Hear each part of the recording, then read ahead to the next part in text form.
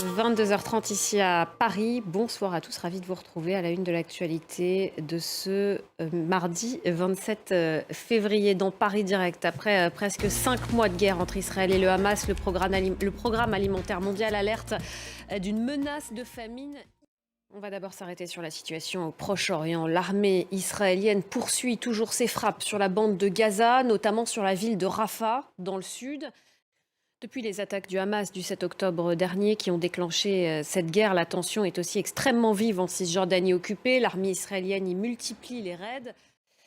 Le Qatar, médiateur dans ce conflit, a déclaré tout à l'heure espérer parvenir avant le Ramadan à une trêve entre Israël et le Hamas. Lundi déjà, le président américain Joe Biden avait affirmé qu'un accord portant sur un cessez-le-feu et une libération d'otages pourrait être trouvé avant le mois sacré musulman.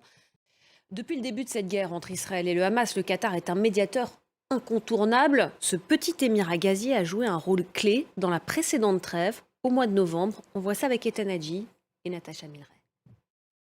On va partir maintenant aux États-Unis. Les États-Unis où cette guerre au Proche-Orient s'invite dans la campagne pour la présidentielle. Alors que le Michigan vote ce mardi à une primaire côté démocrate, le président Joe Biden fait face, vous allez le voir, à un vote protestataire. Certains électeurs lui reprochent son soutien inconditionnel à Israël. Héloïse Mélan.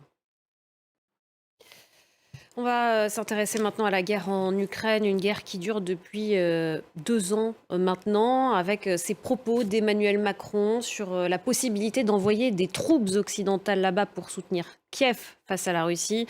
Des propos qui ont provoqué ce mardi, vous allez le voir, une levée de boucliers un peu partout en Europe. Ethan Hadji. Allez, pour finir ce journal, on va partir au Mexique. Cette année encore, une grande partie du pays manque d'eau. Actuellement, 80% du territoire est en état de sécheresse. Une sécheresse qui notamment réduit l'approvisionnement en eau de la capitale Mexico. Regardez ce reportage, il est signé Quentin Duval. Restez avec nous dans un instant, le journal de l'Afrique présenté par Myriam Amellal. Nous, on se retrouve à 23h heure de Paris pour un nouveau point sur l'actualité internationale.